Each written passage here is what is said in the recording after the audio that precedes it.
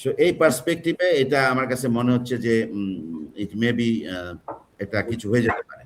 However next হচ্ছে আমি যেটা বলছিলাম, আজকে প্রথম আলো, আমি এখন হাদির বিষয়টা নিয়ে আসি।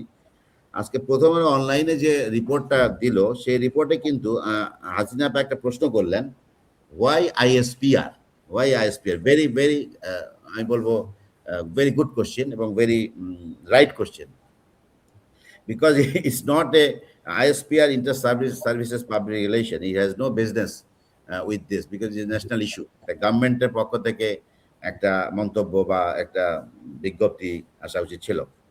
তা এটা যেটা মনে হচ্ছে, যে ধারণা করছি আমরা, আইএসপিআর কেন করলো, আমরা প্রথম আলোর পত্রিকার খবরের কাগজে দেখি আমরা যে বাংলাদেশ প্রতিরক্ষা গোয়েন্দা মহাপরিদপ্তরের মহাপরিচালক উনি কিছুদিন আগে দেশের বাইরে ভারতে গিয়েছেন এবং উসমান হাদির হত্যাকাণ্ডের ব্যাপারে রিকোয়েস্ট করেছেন, এবং অ্যাট দি সেম টাইম ডিজিএফআইয়ের কাছে যে ইনফরমেশন ছিল সেই ইনফরমেশনটা তারা শেয়ার করছে।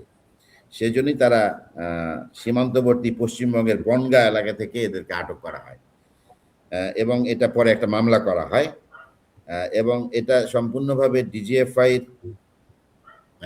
একটা রোল ছিল এটা করার ব্যাপারে। এখন গভর্নমেন্ট এই বিষয়টাকে সিরিয়াসলি দেখছে, হয়তোবা দেখছে যে এটা নিয়ে যদি কোনো আন্দোলন হয় তার আগে তাদের কোনো প্রোঅ্যাক্টিভনেস দেখানোর জন্য ডিজিএফআইয়ের মাধ্যমে বিষয়টাকে সামনে নিয়ে আসছে এবং তাদেরকে আটক করা হয়েছে এবং বলা হচ্ছে যে তাদেরকে অতি শীঘ্রই এটা এবং ভারতের সংবাদ সংস্থা এএনআই এবং পশ্চিমবঙ্গের গণমাধ্যম এই সময় এই বিষয়টা নিশ্চিত করছে।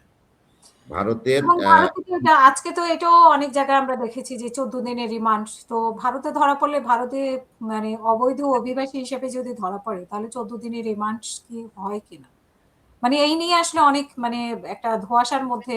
হ্যাঁ, এটা আসলে আমরা প্রিসাইজলি কিছু বলতে পারছি না, বাট আমরা তো পেপার পত্রিকা, সোশ্যাল মিডিয়া গভর্নমেন্ট থেকে সবচেয়ে বড় বিষয় হচ্ছে গভর্নমেন্ট থেকে আমাদেরকে স্পষ্টভাবে তেমন কিছু বলা হচ্ছে না। আইএসপিআর থেকে শুধু বলা হয়েছে যে এইটুকু, যার জন্য আমরা ধোঁয়াশা কাটছে না। এক্স্যাক্টলি আইএসপিআর এটা বলার কথা না, কেন বললো সেটা কথা, কেন বললো এটা ডিজিএফআই কাজটা করছে দেখে বলছে, এটা কি আমি বুঝলাম না।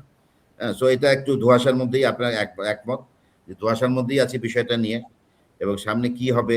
বলা হচ্ছে যে বাংলাদেশে ফেরত আসা হবে, বা প্রথম আলো যে পত্রিকা যে খবরটা বের করেছে সেখানে বলছে যে তারা অতি শীঘ্রই বাংলাদেশে আসবে। হ্যাঁ, এবং এছাড়া ভারতে বসে বাংলাদেশ বিরোধী যারা প্রচারণা করছে তাদের বিরুদ্ধেও ভারত সাঁড়াশি অভিযান করবে, এরকম ডিজিএফআই ডিজিকে নিশ্চিত করা হয়েছে।